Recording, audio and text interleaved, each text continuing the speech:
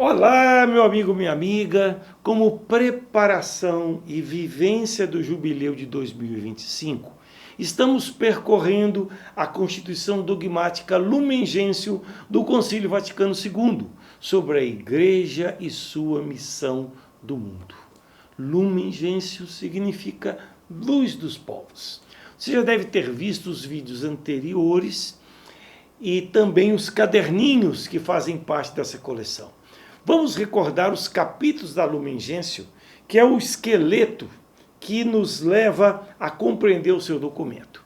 Os números correspondem às seções indicadas no texto entre parênteses.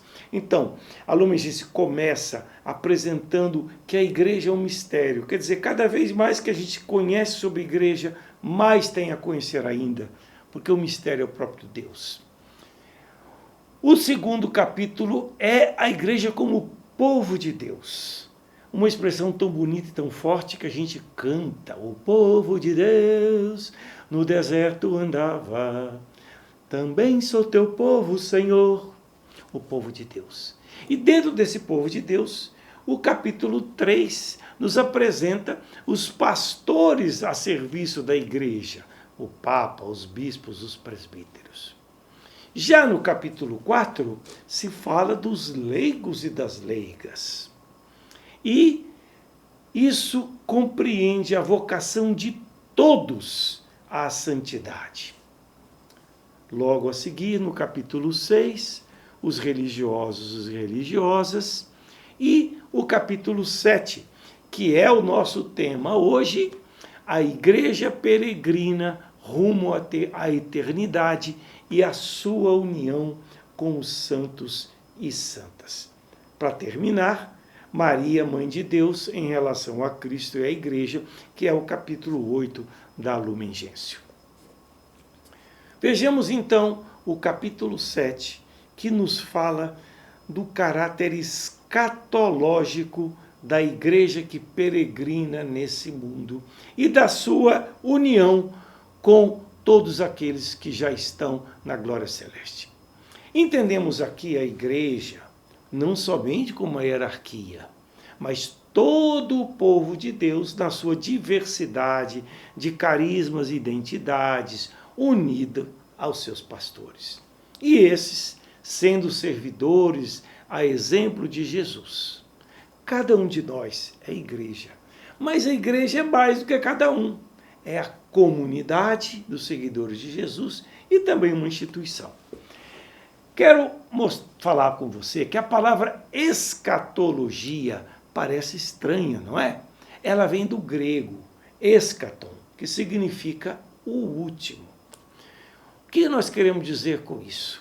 Que o último e definitivo é Jesus glorificado. E também o que nós esperamos, a nossa esperança é a gente estar na vida eterna com Jesus e também participar dessa grande transformação que o Senhor promete a nós e a todas as outras criaturas. No final de tudo, Cristo será tudo em todos. Como Ele se transfigurou, seremos também transfigurados nele. Mas se nós olhamos somente para o futuro, depois da morte e na segunda vinda de Jesus, podemos ignorar o presente. Essa vida que experimentamos agora como dom de Deus e missão a realizar.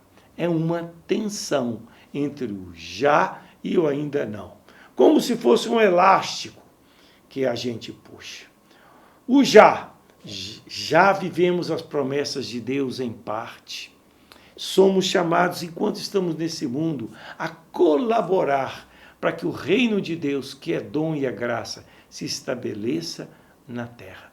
Por isso que é tão importante a participação dos cristãos, não somente na igreja, mas também na sociedade, nas associações da sociedade civil, na política, se for o caso, no ambiente de trabalho, nas suas relações familiares. É o já da esperança cristã. De outro lado, nós provamos que as nossas conquistas e as nossas vitórias são frágeis, são limitadas e podem retroceder. Por quê? O mal está espalhado também em cada um de nós, na própria igreja, nas famílias e na sociedade. Então, vivemos no já e no ainda não. Vejamos o parágrafo 48 da Lumen Gentium. Lá se diz que a igreja, a qual todos somos chamados, e na qual, por graça de Deus, alcançamos a santidade, só alcançará a sua realização na glória celeste, quando Jesus vier restaurar todo o mundo e todas as coisas. E aí, nós, com toda a humanidade e o universo inteiro, seremos restaurados por Cristo.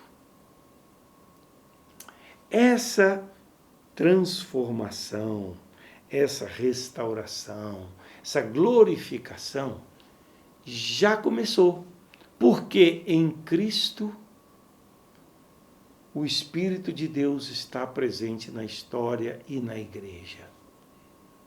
Então, nós vivemos essa vida temporal, ao mesmo tempo, acreditando na presença de Deus agora e na sua realização. Realizamos a missão que o Pai nos concedeu para, junto com Jesus, deixar marcas do reino de Deus na história.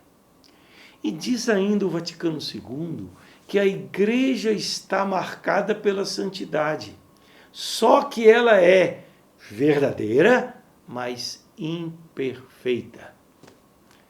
A igreja peregrina leva a imagem passageira desse mundo e vive, junto com as outras criaturas, os humanos, também a natureza, gemendo e esperando a manifestação definitiva da graça e da presença do Espírito de Deus. Nós somos filhos e filhas de Deus em Cristo, mas não somos plenamente. Então, por isso que temos que fazer um caminho da fé e, como diz São Paulo, estarmos revestidos da armadura de Deus para fazermos frente ao mal e estabelecer o bem. Mais ainda, como nós não sabemos nem o dia nem a hora da segunda vinda de Jesus, nem da nossa morte, é preciso que estejamos continuamente vigilantes. E Paulo ainda diz uma coisa linda, que os sofrimentos dessa vida não têm proporção nenhuma com aquilo que vai se revelar em nós, em Jesus. Então, como nós entendemos a santidade? O Papa Francisco, no documento chamado, na exortação apostólica, Gaudete et Exultate, que significa alegrem-se e exaltem, ele fala sobre o chamado à santidade no mundo atual. Vejam o que ele diz. O Espírito Santo derrama a santidade por toda a parte, no povo fiel a Deus. Jesus, o Senhor, salvou um povo.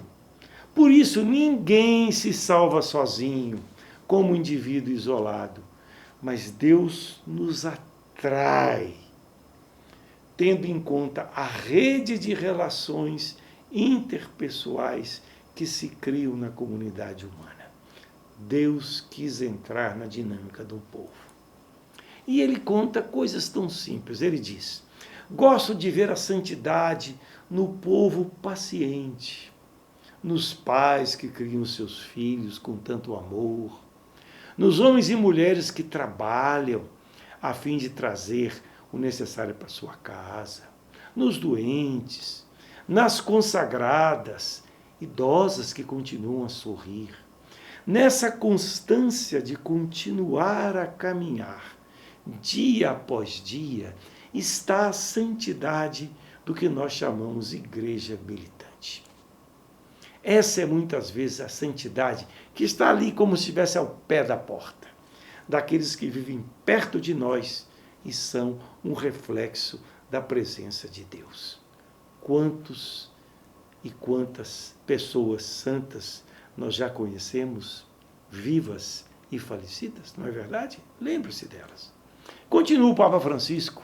Deixemos-nos estimular pelos sinais de santidade que Jesus nos apresenta através dos membros mais humildes desse povo, de todos aqueles que participam da função profética de Cristo, principalmente pelo seu testemunho de fé e pela sua caridade.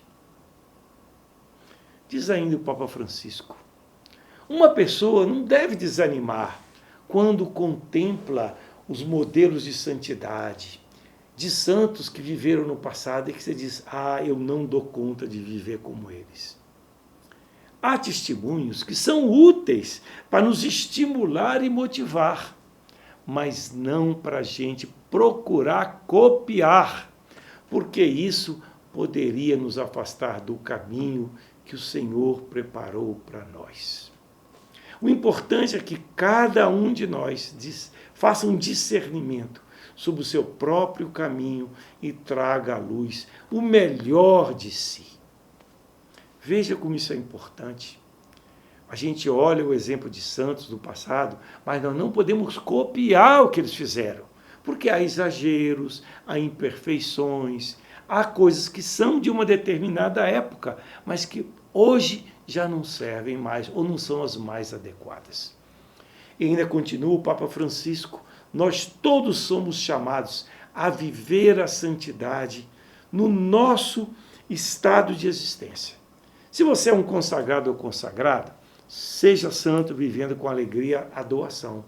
Se você é casado ou casado, seja santo amando e cuidando do seu companheiro ou companheira e dos seus filhos. Você é trabalhador ou trabalhador, seja santo, exercitando o trabalho com honestidade, competência e a serviço da sociedade. Você já está idoso ou idosa, é avô ou avó, seja santo, sendo uma presença especial, amorosa, junto das crianças.